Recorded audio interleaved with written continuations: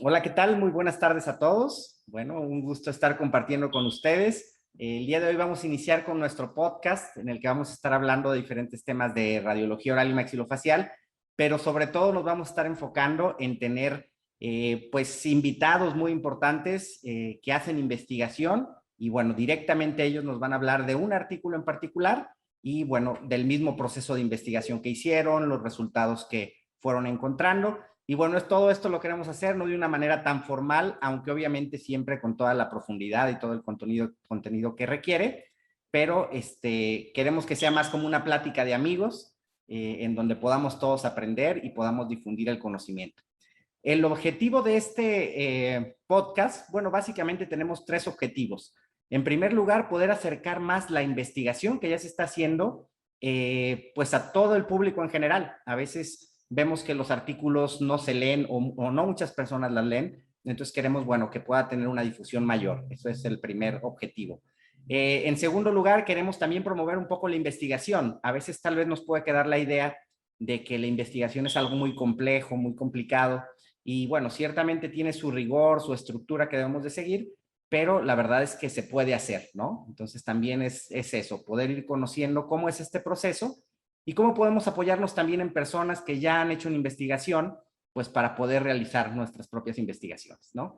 Y en tercer lugar, bueno, queremos de alguna manera propiciar este diálogo de amigos, de colegas, que muchas veces lo hacíamos de manera presencial cuando íbamos a congresos, pues bueno, antes de la pandemia, por ejemplo, en los cuales pues asistíamos a las conferencias desde luego, pero siempre era muy enriquecedor en los pasillos, en la misma exposición comercial, poder dialogar de temas, de cosas que habíamos investigado, de la casuística que nos encontramos, y bueno, siempre eso se volvía muy enriquecedor, y creo que en estos últimos meses pues se ha vuelto un poco más complicado. Entonces queremos de alguna manera propiciar eso, como que esto fuera un encuentro en un pasillo, en una exposición en donde, bueno, nosotros dialogamos no solamente de cosas tal vez más superficiales, sino que también aprovechamos para hablar un poco de radiología y de odontología en general, ¿no? Perfecto, pues bienvenidos a todos. El día de hoy pues tengo el gusto de contar con la presencia de mi buen amigo, el doctor Alejandro Hidalgo. Es antes que nada un excelente amigo, un excelente profesional. Y bueno, sin más, pues vamos a comenzar a dialogar. Alejandro, pues muchísimas gracias por haber aceptado la invitación. Hola Enrique, para mí es una alegría poder encontrarme contigo de nuevo, aunque sea así de esta manera a distancia. Ya vendrán tiempos en los cuales volvamos a estar cerca, saludarnos, darle la mano, un abrazo, pero por el momento seguimos acá cuidándonos.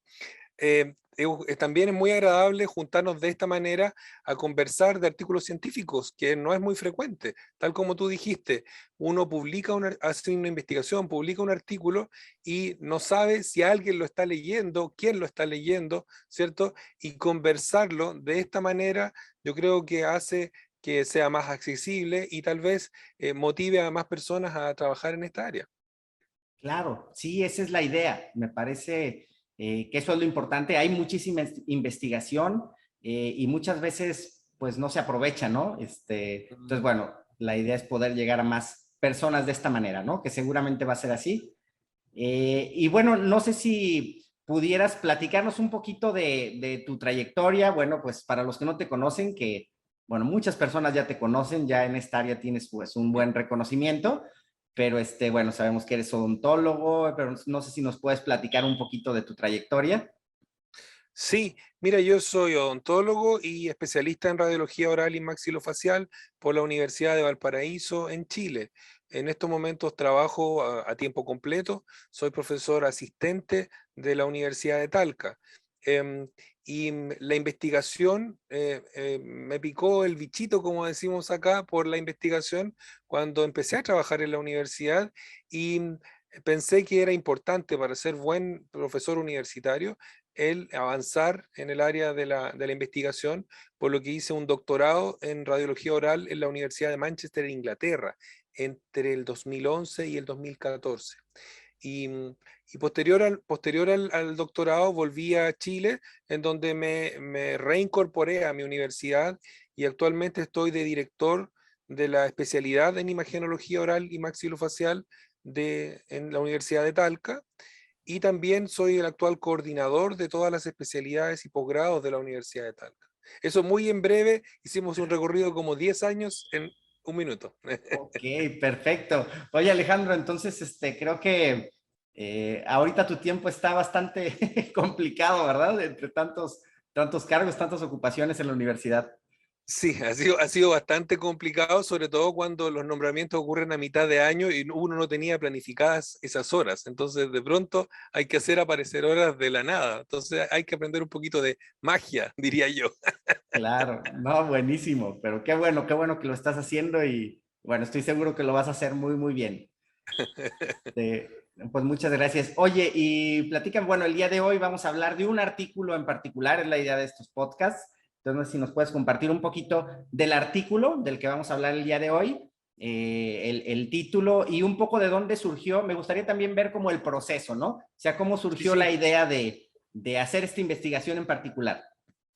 Claro, el artículo que vamos a conversar hoy día se llama en español Desarrollo de un protocolo de baja dosis para exámenes de tomografía computarizada de ascónico en la región anterior maxilar en niños.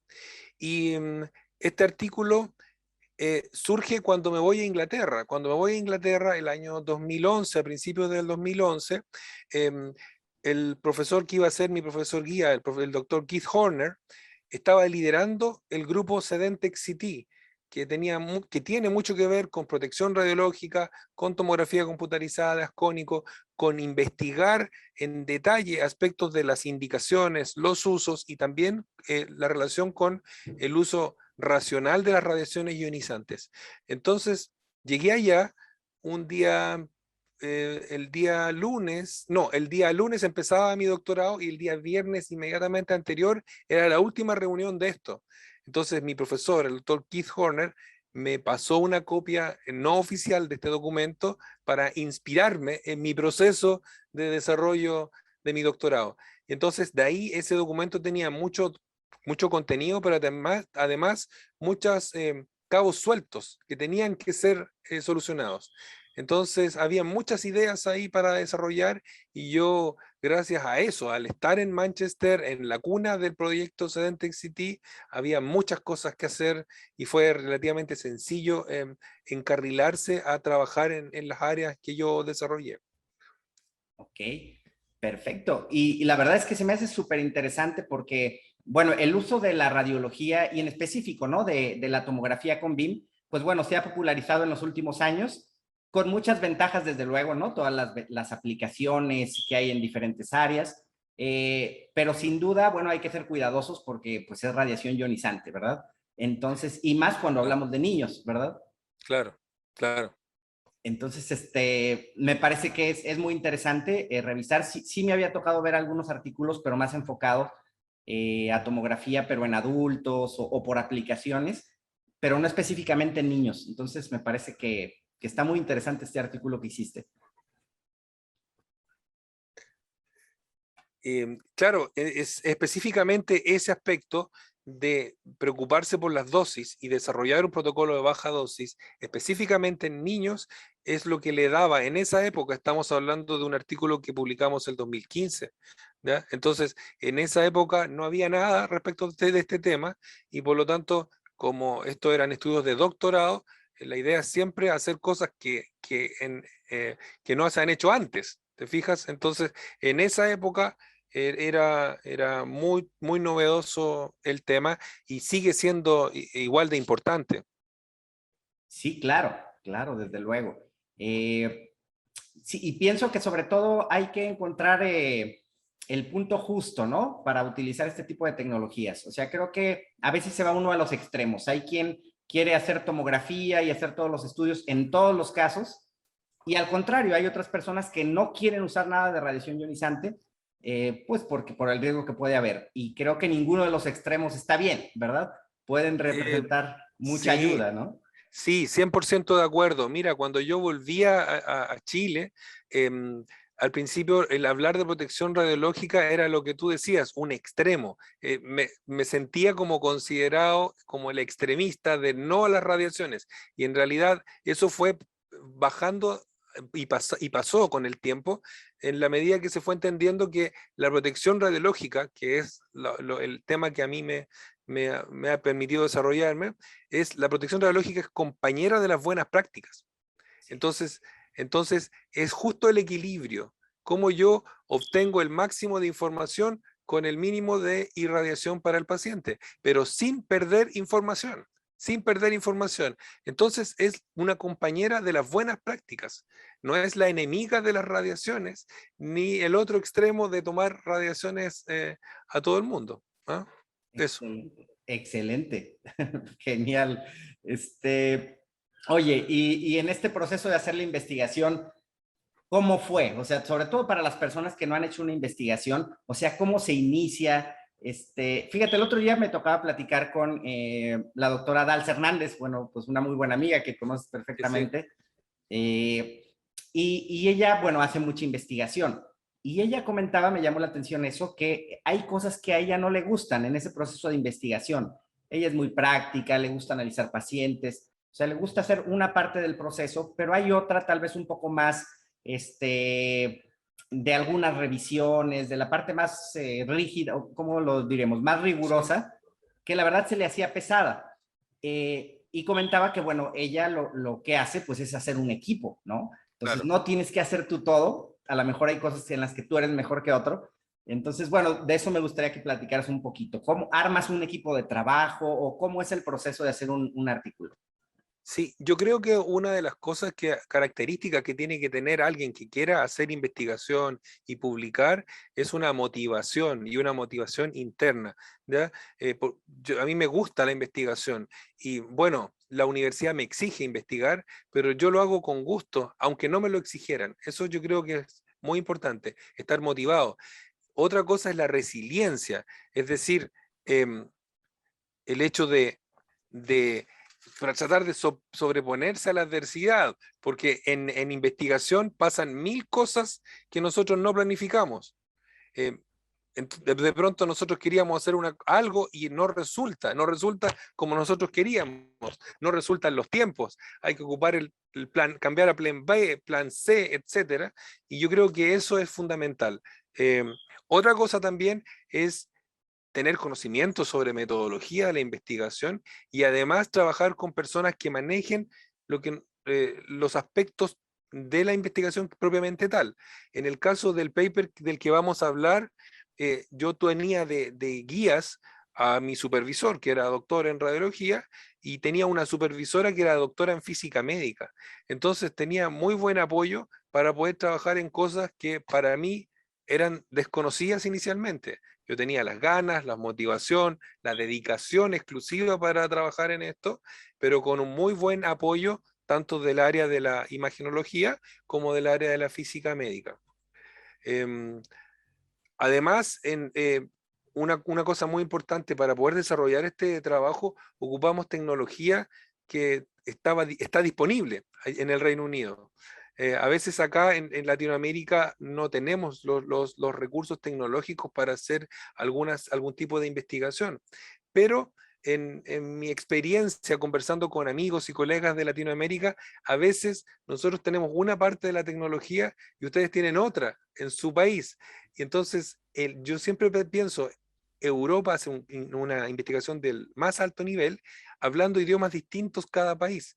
Nosotros somos un continente casi entero que hablamos español, yo creo que estamos en mejores condiciones de poder hacer investigación a alto nivel si es que nos interrelacionamos entre los distintos países. Claro, eso sería súper interesante.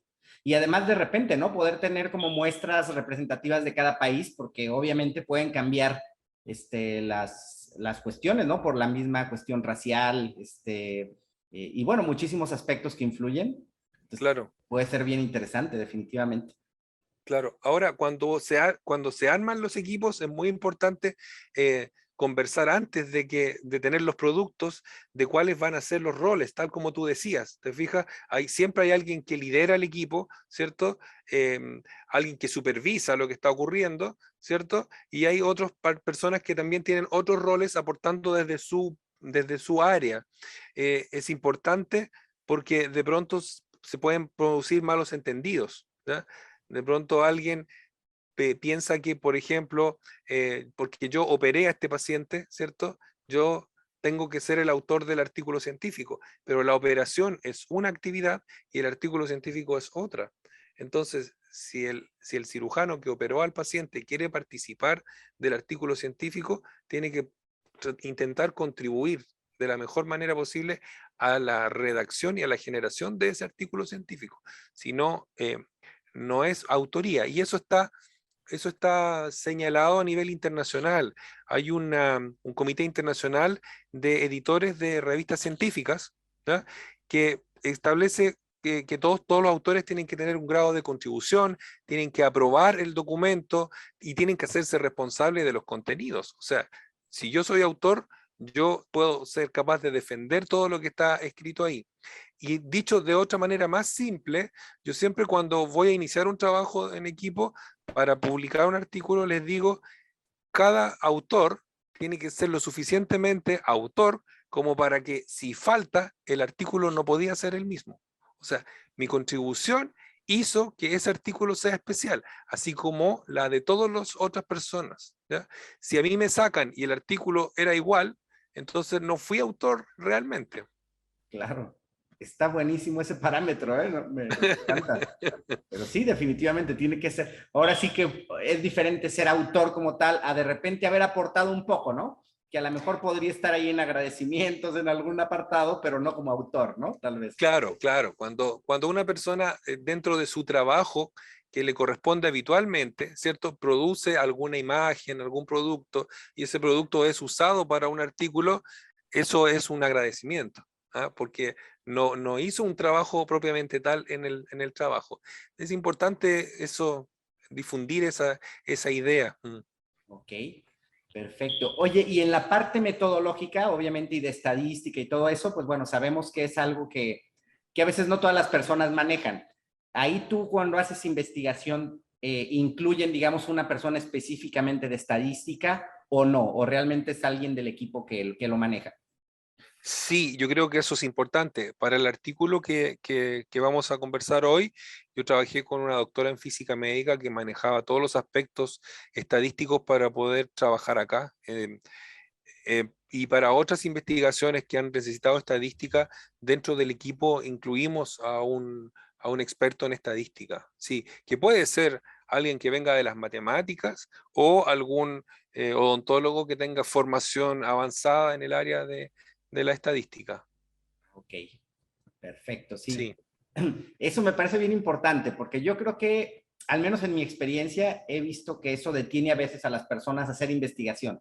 Dicen, no, es que yo meterme a eso de los números, a mí sí me gusta investigar, me gusta leer, pero ya de las pruebas estadísticas y todo eso no, a veces sí, como que los detiene, ¿no? Entonces, bueno, pienso que sí es bueno, obviamente, tener un conocimiento general, pero la verdad es que uno se puede apoyar en expertos, ¿no? No tienes que dominarlo sí. totalmente. Sí, ahora es importante tener cierto nivel de conocimiento de la estadística para poder plantear estas situaciones al experto en estadística, porque las palabras que usan ellos tienen una connotación. Si yo quiero hacer una relación, una correlación, todas esas palabras al estadístico le aparecen ciertos tests que si yo ocupo una palabra incorrecta cuando le estoy explicando, puede que haga un test incorrecto si es que es un estadístico del área de las matemáticas. De pronto un odontólogo con formación en estadística a lo mejor no se va a confundir en esos detalles, pero sí, tener una formación básica que permita poder darse a entender con ese miembro del equipo. Claro, claro, perfecto. Oye, y bueno, cuando uno hace una investigación, pues obviamente la idea es publicarla para que la gente la pueda ver, ¿no? No tendría ningún sentido investigar nada más para uno mismo, ¿no? Entonces, pienso que esa parte es importante. Desde el momento que uno está haciendo una investigación, no sé qué opinas tú, pero pienso que uno ya tendría que estar pensando en dónde la va a publicar y cómo puede llegarle a más personas, ¿verdad? Bueno, esa es una pregunta en particular. Y la otra que iría ligada es cómo elegir qué revista o dónde publicar tu artículo. Claro, es muy importante desde el momento en que yo empiezo a hacer una investigación, empiezo a buscar o aparecen en mis búsquedas distintos artículos de distintas revistas. Entonces, esas revistas de las cuales yo me nutro de información, muchas veces van a ser las que después van a ser a las cuales yo voy a apuntar. Si es que hay muchas revistas de la Dentomaxillofacial Radiology, que es la revista de nuestra asociación mundial, posiblemente yo pudiera con mi investigación apuntar a esa misma revista porque veo que es un tema de interés para ellos.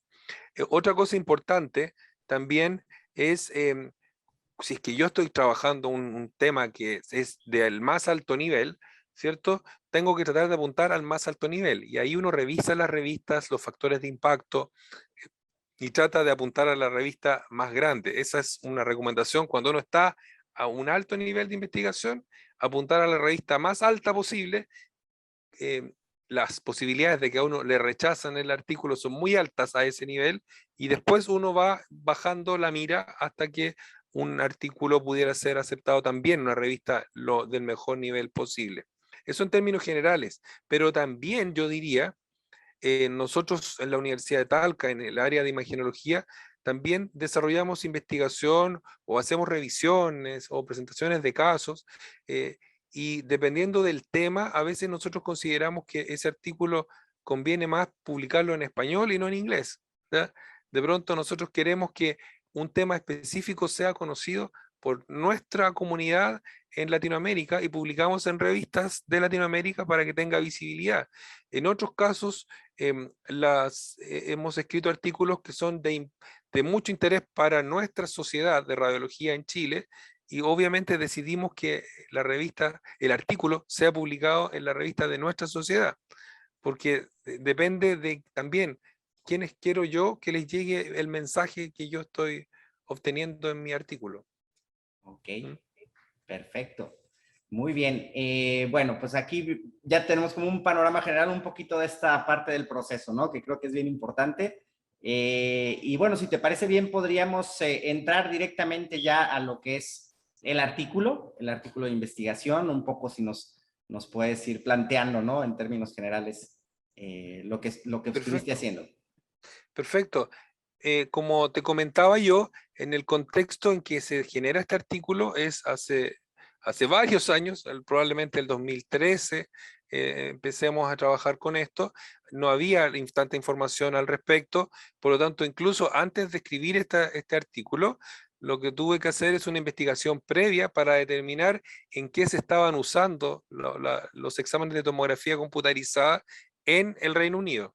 Eso significó hacer una investigación previa que encontró que en Reino Unido el sector anterior del maxilar superior era el sector más ampliamente utilizado de los niños. Entonces nos dio el fundamento para poder investigar la indicación más relevante en el Reino Unido, ¿ya?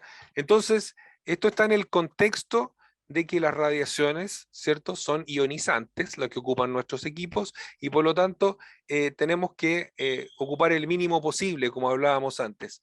Entonces, desde ese punto de vista, considerando que los niños son más radiosensibles a las radiaciones, el focalizarnos en el estudio de una indicación de tomografía computarizada de ascónico en niños y cómo bajar la dosis lo más posible sin perder información diagnóstico parecía muy relevante. Y eso es lo que nosotros planteamos en la introducción del artículo. Entonces, después lo que nosotros señalamos es la importancia que tienen los distintos parámetros de exposición, campos de visión, kilovoltaje, miliamperaje, tiempo, todos esos afectan a la radiación. Y por otra parte, de manera separada, en la literatura estaban mostrándose evaluaciones de calidad de imagen dada por observadores. Eso se llama calidad de imagen subjetiva. A mí me ponen una imagen y yo le pongo una nota, ¿cierto? Y le preguntan a varios radiólogos más, por ejemplo, qué nota le pondría a esta calidad de imagen. Y eso es una cosa visual que pasa por la experiencia mía, por los equipos que yo he manejado, ¿cierto? Por mi perspectiva personal, por el cansancio que tengo ese día visual, etcétera.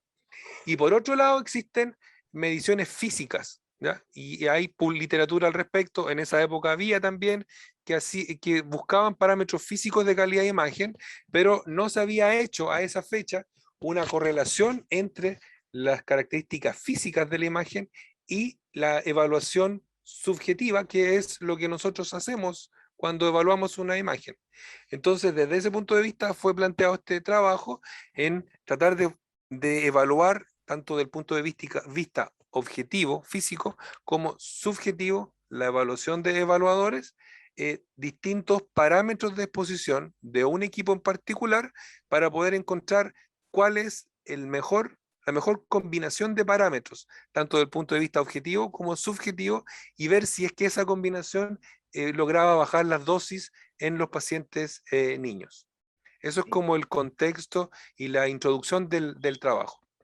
Ok, perfecto, muy bien. Y ya en la parte de la realización del proceso en el que lo fueron realizando, bueno, obviamente sabemos que como estas investigaciones tienen que ver con radiación ionizante, pues no podemos experimentar con el paciente, ¿no? No, Obviamente. no, imposible. Claro, ¿no? Entonces, Claro. bueno, lo bueno es que hay alternativas para poder ir haciendo esta investigación. Entonces, ahí platícanos cómo lo resolviste de alguna manera. Sí, lo que nosotros hicimos entonces fue, primero, medir las dosis de radiación que salían del equipo de tomografía. Es un equipo en particular, y es importante señalar que los resultados de este estudio aplican a este equipo en particular.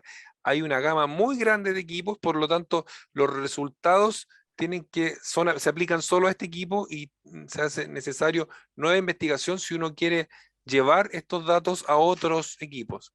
Bueno, trabajamos con un equipo, un tomógrafo determinado, que es el que tenía el Hospital Universitario Dental de Manchester, y lo primero que hicimos fue ocupar un medidor de dosis que se adosaba a la salida del tubo de rayos, y expusimos a ese medidor a 35 combinaciones distintas de kilovoltaje y miliamperaje, ¿ya? Desde las combinaciones más altas del equipo a las combinaciones más bajas. Y esas dosis las registramos. Hasta ahí todo bien, porque eso se puede hacer sin pacientes y eso. La siguiente etapa fue, em, fue también sin pacientes. Se ocupó un fantoma que era un cilindro de acrílico. Un cilindro de acrílico, en realidad es polimetilmetacrilato, era el nombre. Un cilindro de acrílico con unas columnas de aire vacías en las cuales uno colocaba unos insertos adentro de esas columnas, y colocamos unos insertos que simulaban aire, otros simulaban tejidos blandos y otros simulaban tejidos duros, ¿ya? Y ese inserto lo colocamos en este cilindro y esto se escaneó para poder obtener valores físicos, ¿ya? Valores físicos, valores numéricos respecto de qué pasaba al exponer este fantoma a los 35 distintos valores de exposición que yo comentaba. Todavía todo bien, estamos trabajando sin pacientes, ¿ya? Entonces obtuvimos valores, y el valor que nosotros calculamos con un software que es gratuito. Hay un software que se llama ImageJ, que es gratuito y tiene muchas aplicaciones, y entre otras permitía hacer una medición de un valor que se llama rango contraste ruido, ¿ya? Y ese valor está altamente correlacionado, de acuerdo a lo que dice la literatura, con la calidad de imagen. Entonces nosotros íbamos a obtener un valor numérico que era de calidad de imagen. Eso es la parte física. Y en la parte objetiva y la parte subjetiva, nosotros conseguimos un cráneo infantil. Una universidad nos facilitó un cráneo de un paciente más o menos de 9 años de edad, y ese cráneo de 9 años lo sumergimos en un recipiente con agua. Esto es muy importante desde el punto de vista metodológico, porque cuando hay mucha literatura que trabaja con cráneos secos y hace investigaciones sobre calidad de imagen, pero nuestros pacientes, nosotros, no somos un cráneo seco. Hay tejidos blandos que absorben radiación. Entonces, metodológicamente, esos trabajos no se pueden llevar inmediatamente a la clínica, porque no dan valores reales. Lo que nosotros hicimos entonces es introducir este cráneo infantil en un recipiente con agua que dio la densidad apropiada, parecido a que tuviéramos con un paciente real. Y a ese fantoma, a ese paciente, lo expusimos a los mismos 35 valores distintos, combinaciones distintas de kilovoltaje y miliamperaje. Entonces, no ocupamos pacientes, pero trabajamos con un modelo que permite extrapolar inmediatamente los resultados a la clínica. Excelente. Sí, buenísimo. Ahí, precisamente eso, ¿no? Es importante encontrar la manera de hacerlo lo más similar posible, ¿no? A que fuera un paciente real para que sí puedas aplicar los datos, pero obviamente sin experimentar Claro, con niños claro. inocentes, ¿no? Sí, mira, una vez que nosotros obtuvimos estos 35 volúmenes, ¿cierto? Imágenes, conjuntos de imágenes, nosotros reclutamos a 8 observadores. Dentro de esos 8 observadores habían ortodoncistas, habían radiólogos, como para simular la realidad. Un paciente de un canino, porque evaluamos un canino que estaba en evolución intraósea, es evaluado por un radiólogo primero y después lo más probable, es muy probable que pase un ortodoncista. Y a ellos le hicimos una encuesta y les preguntamos si podían observar ciertas estructuras en el examen. Por ejemplo, si podían observar, voy a sacar una ayuda de memoria acá. Aquí está, si podían observar bien el trabeculado óseo, si podían diferenciar el esmalte de la dentina, si podían ver la cámara de conducto, cosas anatómicas, ¿ya? Habían algunos parámetros. Después le decíamos también si la reconstrucción 3D ellos le encontraban que servía, era adecuada para lo que ellos iban a utilizar, pensando que ellos estaban evaluando clínicamente un canino que está en evolución. Les preguntamos también si el nivel de ruido les permitía todavía ocupar la imagen, ¿ya? Sabemos que cuando hay mucho ruido, la imagen se pone más feíta y a veces no podemos diagnosticar. Entonces eso era importante saber, porque sabíamos que en la medida que bajáramos los parámetros de exposición, iba a aumentar el ruido y de pronto ya iba a dejar de servir la imagen. En términos generales también les pedimos que le pusieran una nota a la calidad de imagen, si les gustaba, si encontraban que estaba bien o no, y también que registraran si había sido necesario que ajustaran el brillo o el contraste, ¿ya? Todo esto el observador frente a un computador en condiciones ideales de observación, habían practicado con el software, yo les había explicado en términos generales lo que yo quería que ellos hicieran, pero ellos no sabían, ¿cierto? El fondo del asunto, porque de pronto uno podría, si les dice mucha información, el colega ya entiende y va a lo mejor echa a perder la investigación. Y además, a los 35 conjuntos de imágenes que teníamos, seleccionamos al azar 7 conjuntos y los duplicamos. Y tampoco los observadores sabían que iban a mirar imágenes repetidas. Y esto era para poder saber si el colega era consistente en sus observaciones, si decía lo mismo en 2 oportunidades. Y eso es muy importante. Nosotros nos dimos cuenta en este estudio que algunos observadores no fueron consistentes en su observación. Por lo tanto, ese observador tuvimos que eliminarlo porque no era confiable.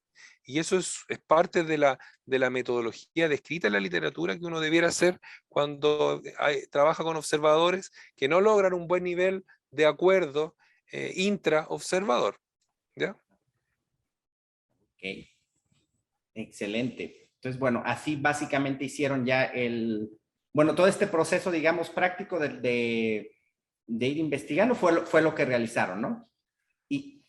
Y, y me imagino que ahí ya también, bueno, se fueron también a la revisión de la literatura, a todo el confrontar con lo que había en relación a este tipo de temas, ¿verdad?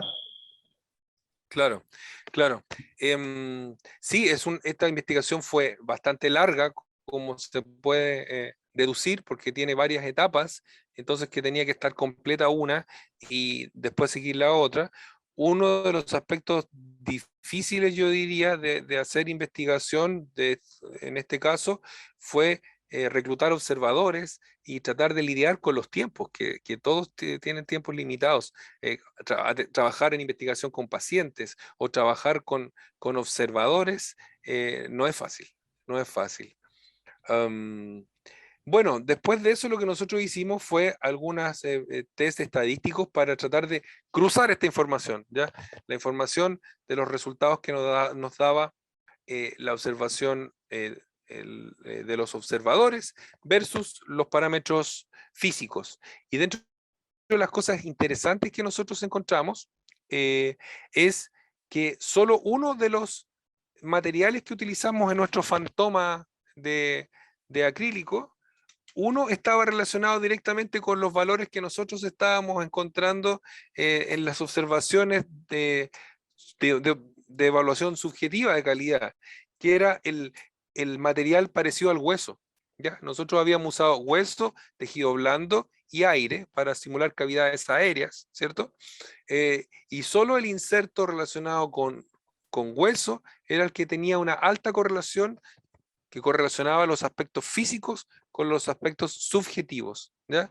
Y eso es un resultado muy interesante, porque nuestra propuesta en este artículo no es necesario utilizar insertos que simulen otros tejidos, simule con tejidos duros, ¿cierto? Hueso, y usted va a tener resultados. En esa parte de la investigación se disminuye en 1/3 el tiempo de trabajo, ¿ya? Entonces, ese fue un aporte de nosotros para que nuevas investigaciones no ocupen los otros insertos, porque no eran necesarios y no nos daban ningún valor, ¿ya? Otro resultado muy importante que nosotros encontramos un valor del rango ruido-contraste numérico, que el número era 4.8, ese es el número, ¿ya? Y ese número es el que hay que buscar, ¿cierto?, en este equipo al momento de calibrarlo. Si es que yo podría nunca más usar evaluaciones con fantomas, con fantomas de cráneo, sino solamente ocupar marcadores físicos buscando el número mágico, que es 4.8. ¿Ya? Y la siguiente etapa que quedó enunciada por este trabajo fue, ¿será 4.8 el mismo valor para todos los equipos? ¿Ya? Y esas son investigaciones que otros han tenido que seguir. No sé si es que alguien ha tomado este camino, pero el valor que nosotros encontramos, la idea, el siguiente paso era probar si en los siguientes equipos también es el mismo valor. Y por lo tanto sería mucho más simple calibrarse, ¿cierto?, para indicaciones pediátricas y decir, con este fantoma acrílico consigo el valor 4.8 con esta combinación. Listo, clínicamente usted use esto. Ok, claro. Eso fue uno de los aportes nuestros.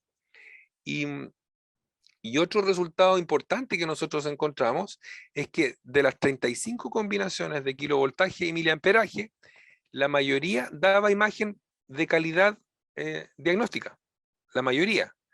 Obviamente que los valores más altos, ¿ya?, de kilovoltaje y miliamperaje dan imágenes hermosas, por lo tanto sí van a servir, pero con alta radiación, ¿ya? Y en la medida que nosotros empezamos a bajar, seguía sirviendo. Nosotros encontramos que nosotros podíamos trabajar, el equipo para la indicación que nosotros estudiamos, trabajaba con 90 kilovolts y 5 miliamperes, 90,5, y nosotros logramos calidad de imagen diagnóstica con 80 kilovolts y 3 miliamperes. Eso en la práctica fue conseguir reducir en un 50% la dosis para indicaciones pediátricas. Redujimos la dosis a la mitad. Wow. A la mitad. Originalmente nosotros tuvimos como un 60% de reducción, pero considerando que es un laboratorio, es un estudio de laboratorio, con un paciente que no está vivo, que no se mueve, etcétera, nosotros preferimos un rango de seguridad de reducción de 50% y no de 60%. Y en ese mismo día que tuvimos el resultado, se cambiaron los protocolos en el Hospital Dental de Manchester, ¿ya? Es que eso es lo increíble de la investigación, ¿no? Yo creo que es a lo que deberíamos tratar de enfocarnos, ¿no? O sea, que esa información o esa investigación, ese conocimiento, a fin de cuentas, ¿no?, que estamos generando, pues puede tener implicaciones clínicas o en cualquier área importantes, como en este caso, ¿no? Que obviamente, pues, representa un beneficio para los pacientes de estar recibiendo al menos la mitad, ¿no?, de la radiación que recibirían con el mismo resultado clínico, ¿no?, que es lo importante. El mismo resultado clínico sin perder ninguna información. El artículo tiene una imagen, una figura que ejemplifica eso. Y mostramos el 90 kilovolt con 5 miliamperes versus 80 kilovolt con 3 miliamperes, y uno mira las imágenes y son muy parecidas, ¿ya? Y del punto de vista diagnóstico, cualquier persona, cualquier odontólogo podría decir que ve todo lo que necesita ver con las dos imágenes. Es muy decidora esa imagen, sí. Claro. No, excelente. Y pienso que esto abre la posibilidad a investigaciones en muchísimas áreas, porque obviamente esto es enfocado a niños, pero estoy pensando, por ejemplo, en endodoncia, ¿no? Que ahí es muy común que se utilice pues un FOB pequeño y con una alta definición, normalmente, obviamente, porque a veces necesitamos un nivel de detalle muy alto, ¿no? Claro. Pero sería muy interesante realmente tener este tipo de estudios para ver si realmente en todos los casos es indispensable un HD o Ultra HD, o a veces pues con un estándar llegar al mismo resultado, ¿no? Por ejemplo, y variando Sí, además con los parámetros, ¿no? De kilovoltaje, miliamperaje. sí, mira, no, yo al volver de Inglaterra, lo primero que hice al volver fue un estudio de los usos del Convim en la ciudad donde yo trabajo, en Talca. Y entonces, en base a eso, más o menos replicando lo que yo había estado haciendo en Inglaterra, obtuve una lista de las indicaciones más frecuentes y después empezamos a aplicar esto. Lo hemos hecho en implantes, en terceros molares mandibulares y en articulación temporomandibular. Y las bajas de dosis que nosotros hemos encontrado en Talca son entre 34% hasta 77% menos de dosis, con con la misma capacidad de diagnosticar todo.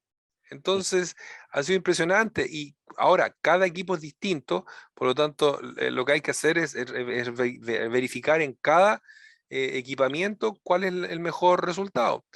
Las preguntas que nosotros nos hacíamos, por ejemplo, con estos casos, implantes, terceros molares, ATM, era, ¿qué es mejor desde el punto de vista de la calidad y las dosis? ¿Le tomo un volumen a cada lado o tomo un volumen grande que abarque las dos? Pero viendo el tema de la dosis y de la calidad de imagen, han sido cosas bien interesantes que hemos hecho desde acá, quizás con menos tecnología, pero con las mismas ganas. Claro, claro. Perfecto.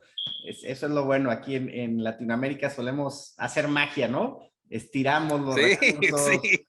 somos ingeniosos y bueno, pues ahora sí trabajamos con lo que tenemos, ¿no? Y logramos Sí, muchas sí. cosas. Mira, y yo creo que el último aspecto que nosotros planteamos en este artículo fue que debido al modelo que nosotros usamos, un cráneo en un recipiente con agua, nuestros resultados fueron extrapolables inmediatamente a la clínica. Ese mismo día que tuvimos ese resultado, en una reunión del equipo de trabajo, se decidió que era antiético seguir usando las recomendaciones del fabricante, porque teníamos ya un resultado científico. Y la siguiente investigación fue comprobarlo con pacientes, pero no experimentando. Como cambió los protocolos en la universidad, se empezaron a atender pacientes con el nuevo protocolo, ¿ya? Y una vez que tuvimos una cierta cantidad de pacientes, evaluamos de nuevo, pero con pacientes reales. Antes, en casos clínicos parecidos. Por ejemplo, un, un lateral en mal posición versus un lateral en mal posición. Niña era antes, niña después, 11 años, 11 años.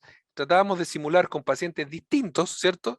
Que habían sido atendidos con protocolos de alta dosis versus los pacientes nuevos que estaban siendo atendidos con baja dosis. Y comparamos y no hubo diferencia estadísticamente significativa.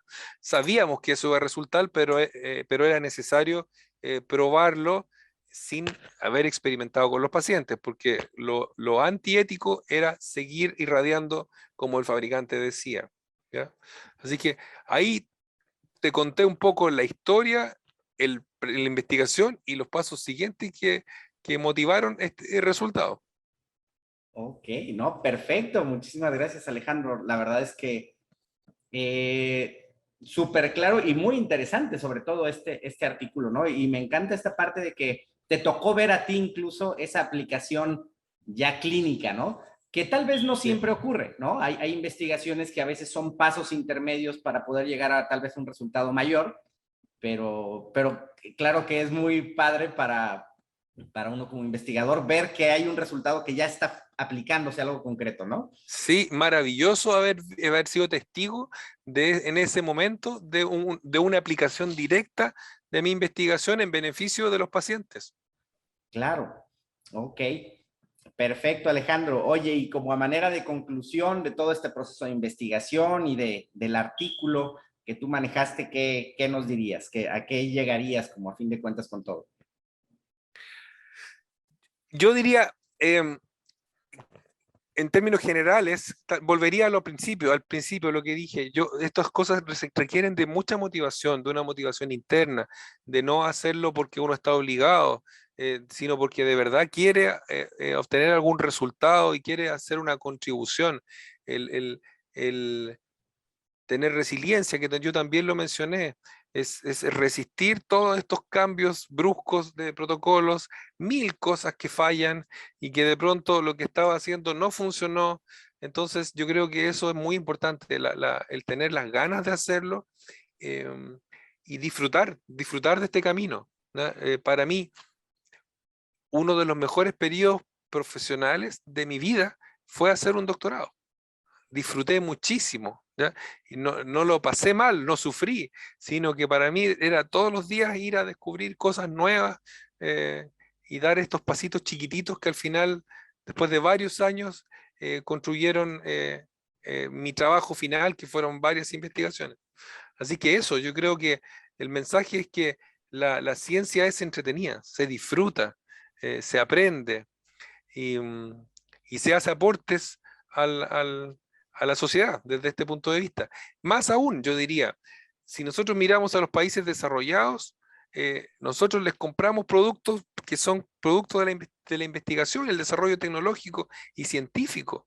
¿Ah? Yo siempre digo acá en Chile somos productores de fruta, de pescado, de cobre, ¿ah? Y nosotros después recibimos las mismas cosas más procesadas y más caras. La diferencia entre un país en vías de desarrollo, y un país desarrollado es la ciencia, la investigación. Ahí está el cambio, ahí está el futuro. ¿Mm? Claro, no, excelente, ¿no? Pues muchísimas gracias, Alejandro. Súper interesante la plática que tuvimos el día de hoy. Yo creo que sin duda a muchos de los doctores y de las personas que nos están escuchando, pues bueno, les quedará un poquito más claro, ¿no? Cómo es este proceso de investigación. Y bueno, esperemos que también cada vez más doctores pues se vayan animando a pues a investigar, ¿no? Y no se tiene que empezar investigando cosas complejas. Ahora sí que lo importante, como bien comentas, pienso que es encontrar un tema de interés, ¿no? Eso sí es importante, no hacer nada más una investigación, porque sí, como a veces pasa en licenciatura, ¿no? Que hacen una tesis para poder titularse, pero realmente no les Claro, interesa un tema. Eso es un desperdicio. Pero bueno, si uno tiene un interés particular, bueno, no tiene que irse a cosas tan complejas. Incluso hay distintos tipos de investigaciones, ¿no? sí, Se puede hacer desde un reporte de un caso, un sí, artículo original, etcétera, ¿no? Hay muchas variantes. Entonces, bueno, ojalá que nos vayamos animando todos a hacer más investigación. sí. Ojalá sea así. Muchas gracias, Enrique, por esta invitación y esta oportunidad de hablar de investigación, pero tomándose un café, como podría haber sido, ¿cierto? Claro, así es, sí, de una manera ligera y a manera de plática sin perder la esencia, sin perder la profundidad, desde luego, pero sí de una manera más agradable, más amena. Y de veras, muchísimas gracias por haber aceptado la invitación. Yo sé que estás muy ocupado siempre, pero también sé que te encanta enseñar y te encanta compartir y bueno, pues creo que va a ser algo que va a aportar realmente a nuestro gremio y bueno, vamos a seguir organizando más podcasts. La idea es seguir organizando podcasts de manera rutinaria con distintos especialistas, siempre que hacen investigación, para que nos hablen directamente. Ahora sí que como nuestro tema es el autor con su investigación, ¿no? Con su artículo, y creo que lo hace muy enriquecedor, porque no es nada más analizar de una manera tal vez incluso más subjetiva, ¿no? Que uno interpreta lo que ve en el artículo, sino bueno, directamente de la voz del que investigó, pienso que hace esto más interesante. Entonces, pues muchísimas gracias, Alejandro. No quiero robarte más tu tiempo. Un gusto platicar contigo y bueno, pues esperemos seguir haciendo cosas interesantes más adelante. Muchas gracias, Enrique. Nos vemos. Sale, hasta luego. Chao.